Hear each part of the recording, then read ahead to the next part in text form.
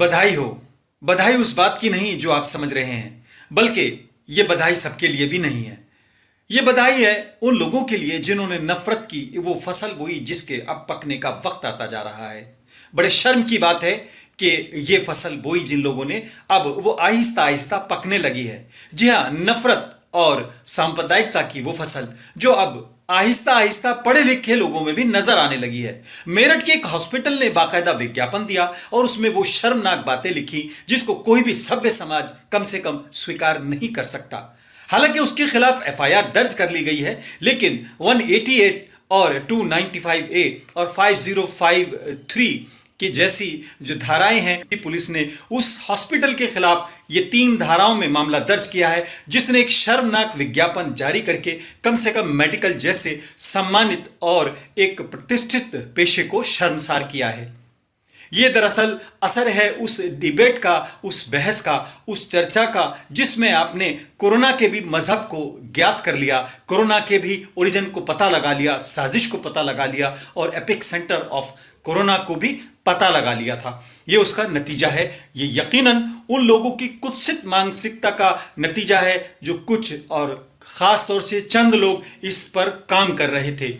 लेकिन सबसे ज्यादा अफसोस की बात यह है कि एक हॉस्पिटल ने विज्ञापन दिया, शर्मनाक विज्ञापन दिया, मुस्लिम समाज को लिखकर अपमानित किया, उनके लिए कई तरह के अपशब्द यूज किए। लेकिन इसमें एक दिलचस्प और शर्मनाक बात यह भी है कि उस विज्ञापन में कुछ लोगों को छूट दी गई थी, जजेस को छूट दी गई थी। बड़ा उसने एहसान किया कि अगर कोई मुस्लिम जज होगा तो उसको इससे छूट मिल जाएगी। उसने शिया लोगों को भी छूट दी। इसका मतलब था वो ये मान के चल रहे हैं, बल्कि एक तबका ये मान के चल रहा है कि शिया मुस्लिम नहीं होते या मुस्लिमों से अलग होते हैं या अलग प्रकार के मुस्लिम होते हैं। ये 3 तरह का नैरेटिव बनाया जा रहा है। अगर इसको आप देखेंगे, ये वो लोग हैं जो बांटने में भी बांटने को हद पार कर रहे हैं। लेकिन सबसे अफसोसनाक बात यह है कि ये मेडिकल जैसे उस पेशे में है जहां भगवान का दर्जा डॉक्टर्स को दिया जाता है, जहां लोग अपनी जिंदगी को बचाने की अगर उम्मीद करते हैं भगवान के बाद, खुदा के बाद,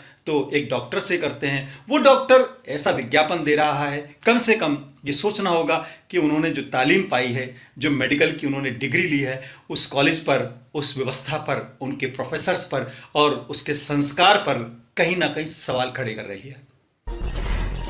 वेलकम बैक। न्यूज विद आजाद खालिद में हम बात कर रहे हैं मेरठ के उस हॉस्पिटल की जिसने एक वैसा विज्ञापन दिया जिसको लेकर कम से कम सभ्य समाज शर्मिंदा होगा, मेडिकल जो तबका है वो शर्मिंदा होगा और मेडिकल जैसे प्रोफेशन से जुड़े हुए लोग कहीं ना कहीं शर्मिंदा होंगे। लेकिन एक बेहतर बात यह रही कि यूपी सरकार ने, यूपी पुलिस ने इस हॉस्पिटल के खिलाफ एफआईआर दर्ज कर ली है।